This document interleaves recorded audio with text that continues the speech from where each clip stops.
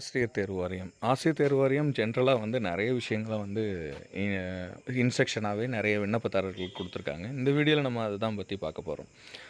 Instruction பொறுத்தளவு பார்த்தீங்கன்னா, candidates apply பண்ணுற எல்லா கேண்டிடேட்ஸ்க்கும் சிமிலரான சில விஷயங்கள வந்து இன்ஸ்ட்ரக்ஷனாக சொல்லியிருக்காங்க. அது என்னங்கிறத நம்ம இந்த வீடியோவில் நம்ம பார்க்க போகிறோம். முக்கியமாக டிஆர்பி பொறுத்தளவு எந்தெந்த ரெக்ரூட்மெண்ட்டுக்கு நீங்கள் கால்ஃபர் பண்ணி இந்த இதுக்கு நீங்கள் வந்திருந்தாலுமே, ஆசிரியர் தேர்வு வாரியத்தை பொறுத்தளவு டீச்சர் ரெக்ரூட்மெண்ட் போர்டு வந்து சொல்கிற விஷயம் தான். ஆசிரியர் தேர்வு வாரியம் நடத்தும் பல்வேறு போட்டித் தேர்வுகள் எழுதும் விண்ணப்பதாரர்களின் நலனை கருத்தில் கொண்டு தற்போது நடைமுறையில் உள்ள சட்டங்கள், விதிகள், அரசாணைகள் போன்றவற்றை உள்ளடக்கி விண்ணப்பதாரர்களுக்கு அறிவுரைகள் வெளியிடப்படுகின்றன. ஸோ இது வந்து ஒரு அட்வைஸாகவே சொல்கிறாங்க. இது வந்து கடந்த 2022 ஏப்ரல் மாதம் இது வெளியிடப்படுகின்றது அப்படிங்கிறதையும் இதில் சொல்லியிருக்காங்க. ஸோ இதில் வந்து இவங்க சொல்கிற இன்ட்ரொடக்ஷனில் என்னென்ன இது இருக்குது அப்படிங்கிறத, இது எஃபெக்ட் வந்து 2022 இது நடைமுறைப்படுத்தப்படுகிறது அப்படின்னு சொல்லுவாங்க. ஸோ முதல்ல வந்து இவங்க கால்ஃபர் பண்ண போகிறதுன்னு பார்த்தீங்கன்னா, காலி பணியிடங்கள் அறிவிப்புன்னு தான் முதல்ல சொல்லுவாங்களாம். அடுத்தது இணைய வழியில் விண்ணப்பிக்கும் முறை, அதுக்கப்புறம் ஜென்ரல் எலிஜிபிலிட்டி கண்டிஷன் அவங்களுக்கு வந்து, அதுக்கப்புறம் ஸ்பெஷல் கேட்டகரிஸில் இருக்கிறவங்களுக்கு, அப்புறம் வயது வரம்பு ஏஜ் கன்செஷன் என்னென்ன இருக்கும், தேர்வு கட்டண சலுகை ஃபீஸ் கன்செஷன், நியமன ஒதுக்கீடு ரிசர்வேஷன் ஆஃப் அப்பாயின்மெண்ட்ஸ், குறைந்தபட்ச பொது கல்வி தகுதி, அதுக்கப்புறம் கல்வி மற்றும் தொழில்நுட்ப கல்வி தகுதி educational technical qualification and Tamil மொழியில் தகுதி, இதெல்லாமே இதுக்கெல்லாம் அப்புறம் மீதி இருக்கிற கண்டிஷன், அப்புறம் தகுதி நீக்கம் முதலீடு டீபார்மெண்ட். ஸோ சில பேர் வந்து தவறான வழிகளில் வேலை வாய்ப்பையோ இல்லை வேறு ஏதாவது விஷயங்களை தவறான வழிகளில் இப்போ வந்து லஞ்சம் கொடுத்தோ இல்லை வந்து தங்களோட இன்ஃப்ளூயன்ஸை பயன்படுத்தியோ அந்த வேலைக்கு வந்தாங்கன்னா அவங்கள டீபார் பண்ணிவிடுவாங்க. நிறைய பேர் டீபார் பண்ண கேண்டிடேட்டும் இந்த லிஸ்ட்டு வந்து டிஎன்டிஆர்பியோட லிஸ்ட்டில் இருக்குது. அதுக்கப்புறம் பார்த்திங்கன்னா, இந்த ப்ராசஸ் எல்லாமே, அதாவது சரியான தகுதிகள் எல்லாம் அப்ளை பண்ணி முடிச்சதுக்கப்புறம் அவங்களாம் எக்ஸாம் பாஸ் பண்ணிட்டாங்கன்னா அவங்களுக்கு சர்டிஃபிகேட் வெரிஃபிகேஷனுங்கிறது நடக்கும். அதுக்கப்புறம் இணைய வழியில் விண்ணப்பதாரர்கள் அளிக்கப்பட்ட தகவலை சரிபார்த்து ஆன்லைன் மூலமாக அந்த வெரிஃபிகேஷனையும் ஆன்லைன் அப்ளிகேஷன் எல்லாத்தையும் வெரிஃபை பண்ணி எழுத்து தேர்வுக்கான பாடத்திட்டம் இதுவெல்லாம் வந்து ஏற்கனவே வந்து சிலபஸ் ரிலேட்டடாக கொடுத்துருப்பாங்களாம். நிர்ணயிக்கப்பட்ட குறைபாடுடைய மாற்றுத்திறனாளிகளுக்கான சிறப்பு அறிவுரைகள் பதிலணி எழுத்துறை பயன்படுத்தல் முடிவு. ஸோ அவங்களுக்கு வந்து பெஞ்ச் மார்க்கு மற்ற ஸ்கிரைப் யூஸ் பண்ணுறது இதெல்லாமே. ஆசிரியர் தேர்வரையும் எம்சிக்யூ கொஷின்ஸ் எல்லாம் பார்த்தீங்கன்னா மேக்ஸிமம் கணினி வழி தேர்வாக தான் இருக்கும். அதுக்கான பின்பற்ற வேண்டியது அப்படின்னு வரிசை சொல்லியிருக்காங்க. அது ஒரு தொடக்க ஊதியம் இனிஷியல் பே அண்ட் தகுதி ப்ரொபேஷன் பீரியட் ட்ரைனிங் டைம் இது எல்லாமே இதில் சொல்லியிருக்காங்களாம். ஸோ முதல்ல இவங்க பாயிண்டில் சொல்கிறது என்னென்னா, ஆசிரியர் தேர்வாத்தின் தெரிவுகள் அனைத்தும் பார்த்திங்கன்னா விண்ணப்ப தேதியின் அடிப்படை கொண்டது.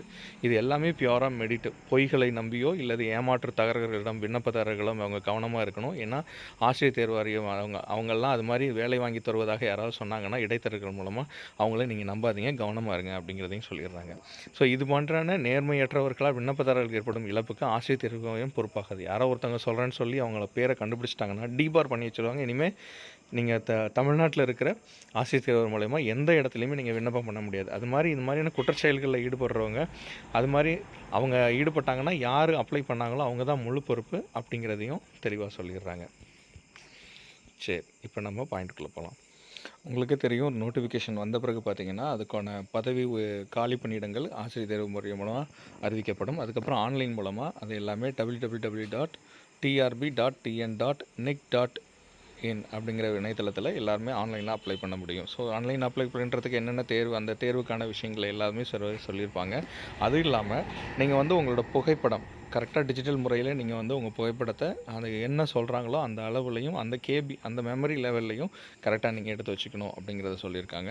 அது மாதிரி நீங்கள் ஸ்கேன் பண்ண உங்களோட கையெழுத்து இதுவுமே பார்த்திங்கன்னா மேக்ஸிமம் எல்லாருக்குமே ரேண்டமாக ஒரு எத்தனை கேபின்னு கொடுத்துருப்பாங்க. ஒவ்வொரு ரெக்ரூட்மெண்ட்லேயும் இதை மென்ஷன் பண்ணியிருப்பாங்க. அதுக்கப்புறம் வெரிஃபிகேஷன் பண்ணும்போது பார்த்திங்கன்னா அப்ளிகேஷன் ப்ரிவ்யூ நீங்கள் எல்லாத்தையும் சரி பண்ணி முடிச்சதுக்கப்புறம் ஒவ்வொரு தடவையும் அப்ளை பண்ணும்போது சேவ் அண்ட் ப்ரொசீட் அப்படிங்கிறது கொடுக்கும்போது அது நீங்கள் அடுத்த தடவை வெரிஃபை பண்ணிட்டு தான் அடுத்தது போகணும். அதை வெரிஃபை பண்ணதுக்கப்புறம் இப்போ ப்ரிவ்யூ கொடுக்கும்போது உங்களுக்கு எல்லாமே தெரியும். அதுக்கப்புறம் ப்ரிவ்யூ கொடுத்து ஓகே கொடுத்துட்டிங்கன்னா மறுபடியும் இன்னொரு அப்ளிகேஷனை நீங்கள் அதுக்கு தவறுதாக கொடுத்துட்டோம்னா அடுத்த அப்ளிகேஷன் போடுறதுக்கே நம்ம வெயிட் பண்ணி ஆகணும். ஸோ இதற்கான எக்ஸாம் ஃபீஸ் நீங்கள் கட்டுறது பார்த்திங்கன்னா மேக்ஸிமம் வந்து டெபிட் கார்டோ இல்லை மின்னணு ஆன்லைன் முறையோ, அதாவது நெட் பேங்கிங்கோ இல்லை கிரெடிட் கார்டு டெபிட் கார்டு மூலமாக நீங்கள் பணம் செலுத்தலாம். மேக்ஸிமம் அது மாதிரி தான் கொடுத்துருப்பாங்க. அதுக்கப்புறம் பார்த்தீங்கன்னா, கட்டணம் செலுத்துறது எல்லாமே பார்த்தீங்கன்னா, மேக்ஸிமம் வந்து யாருமே கடைசி நாள்ல விண்ணப்பத்த அப்ளை பண்ணாதீங்க. சில தொழில்நுட்ப கோளாறு காரணமாகவோ, இல்ல சர்வர் டவுனாக இருக்கிறதோ, சில சமயம் உங்களுக்கு சப்மிட் பண்ணும்போது இணைப்பு துண்டித்தல் இந்த மாரி தொழில்நுட்ப கோளாறு இருக்கும். அதனால எல்லாருமே கடைசி நாள் வரைக்கும் எக்ஸாமுக்கு எந்த இதா இருந்தாலும் டிஆர்பி பொறுத்தளவு அப்ளை பண்ணுறது கடைசி நாள் வரைக்கும் வச்சாதீங்க. கொஞ்ச நாளுக்கு முன்னாடியே நீங்கள் அவகாசத்துக்கு கொடுத்து அந்த நாள்லயே அத அப்ளை பண்ணிருங்க. அப்படிங்கிறத சொல்லியிருக்காங்க. விண்ணப்பதாரர் வந்து கடைசி கட்ட நாளில் அது சமர்ப்பிக்க முடியாமல் போயிடுச்சுன்னா, அது எக்ஸ்டெண்ட் பண்ணாத நாட்களாக பண்ண முடியாத சூழலில் ஆசிரியர் தேர்வு இருந்துச்சுன்னா, அதுக்கு நாங்கள் பொறுப்பாக மாட்டோம் அப்படின்னு சொல்லிட்டாங்க. ஒவ்வொரு விண்ணப்பதாரரும் ஒரு தனி மின்னஞ்சல் அதாவது இமெயில் ஐடியும் நீங்கள் வந்து உங்கள் மொபைல் நம்பரும் தனியாக வச்சுக்கணும். ஒரே நம்பர்லேயோ இல்லை ஒரே மெயில் ஐடியோ 2, 3 தான் பண்ணாதீங்க. சில சமயம் கம்ப்யூட்டர் தான் அக்சஸ் பண்ணும்போது பிரச்சனை ஆகிடும். அது மாதிரி நீங்கள் கொடுத்துருக்குற எல்லாருக்குமே பார்த்தீங்கன்னா, எக்ஸாம் அப்போ வந்து ஹால் டிக்கெட் இஷ்யூ பண்ணுறாங்க அப்படின்னா, ஹால் டிக்கெட் இஷ்யூ பண்ணும்போது உங்களுக்கு அது வந்து இண்டிவிஜுவலாக சென்ட் பண்ண மாட்டாங்க. இது மாதிரி ஹால் டிக்கெட் வந்துருச்சு அப்படின்னு சொல்லுவாங்க. எல்லோரும் நீங்கள் அந்த யூசர் நேம் பாஸ்வேர்டை போட்டு எடுத்துக்கிற மாதிரி இருக்கும். இது இல்லாமல் உங்களோட கிளாரிஃபிகேஷன் எல்லாமே நீங்கள் ஏதாவது ஒன்று ஆசிரியர் தேர்வு வாரியத்தை நீங்கள் தொடர்பு கொள்ளணும் அப்படின்னா, வேலை நாட்களில் காலையில் 10 மணி முதல் பிற்பகல் 5:40 மணி வரைக்கும் தான் தொலைபேசி நீங்கள் கொடுக்கலாம். அது மாதிரி இணையதளத்தில் உள்ள தொலைபேசியில் இருக்கிற நம்பரை தான் நீங்கள் மேக்ஸிமம் தொடர்பு கொள்றதுக்கு வாய்ப்பு இருக்குது அப்படின்னு சொல்கிறாங்க. ஸோ டைரக்ட் ரெக்ரூட்மெண்ட்டுக்கு மேக்ஸிமம் நேரடி நியமனத்திற்கு திருத்தப்பட்ட சான்றிதழ் பதிவேற்றம் செய்யும் முறை அப்படின்னு ஒன்று சொல்லியிருக்காங்க. ஸோ டைரக்ட் ரெக்ரூட்மெண்ட்டுக்கோ இதை வந்து இணையவழியில் நீங்கள் சமர்ப்பிக்கும் போது அவங்களால நீங்கள் கொடுக்குற தகவல் சான்றிதழ் சரிபார்ப்புக்காக இருக்கட்டும், இல்லை நீங்கள் எத்தனை கேபிக்குள்ளே கொடுக்கணுமோ அதை பிடிஎஃபாக மொத்தமாக கேட்டாலும் அதை சேவை மையத்தில் இல்லை வேறு ஏதாவது இடத்துலையோ நீங்கள் அதை கொடுக்கலாம். விண்ணப்பதாரர்கள் தேவையான சான்றிதழையும் ஆவணங்களையோ பதிவேற்றம் செய்யும் போது விண்ணப்பம் சமர்ப்பிக்கப்பட்டுள்ளதா அப்படிங்கிறத வந்து தெளிவாக நீங்கள் பார்த்துக்கணும். இது வெரிஃபிகேஷன் அப்பையும் நீங்கள் சப்மிட் பண்ணும்போது உங்களுக்கு தேவை. அது இல்லாமல் சில ஜென்ரல் கண்டிஷன் நீங்கள் வந்து இந்திய அரசு பணி நிபந்தனைகள் சட்டம் 2016 படி 20(7) உள்ளன்படி விண்ணப்பதாரர் தகுதி பெற்றிருக்க வேண்டும். அவங்களோட ஒழுக்கமும் முன் வரலாறும் கேரக்டர் அண்ட் ஆன்டிசைட் அது மாதிரி வந்து பைகேமி அப்படின்னு சொல்லிட்டு ஆண் விண்ணப்பதாரர் ஒன்றுக்கு மேற்பட்ட மனைவியர் உடையராக இருத்தல் கூடாது. விண்ணப்பதாரர் பெண்ணாக இருப்பின் ஏற்கனவே மனைவியுடன் வாழும் ஒருவரை திருமணம் செய்தவராக இருத்தல் கூடாது அப்படிங்கிறது ரூல்லேயே இருக்குது அப்படின்னு சொல்லியிருக்காங்க. வயது வரம்பு லிமிட் அப்படிங்கிறத சொல்லியிருக்காங்க. வயது வரம்பு லிமிட்டும் வந்து உங்களுக்கு ஒவ்வொரு தடவையும் அறிவிக்கும் போது இந்த வயதை தாண்டக்கூடாது அப்படின்னு சொல்லியிருப்பாங்க. அந்த வயதில் வந்து அதிகபட்சமாக யாரும் இருக்கக்கூடாது. இதுக்கப்புறம் வந்து குற்றங்கள். இது வந்து என்னென்னா, நீங்கள் அப்ளை பண்ணும்போது நீங்கள் செய்கிற நேச்சர் ஆஃப் அஃபென்ஸ் குற்றங்களுக்கு எத்தனை ஆண்டுகள்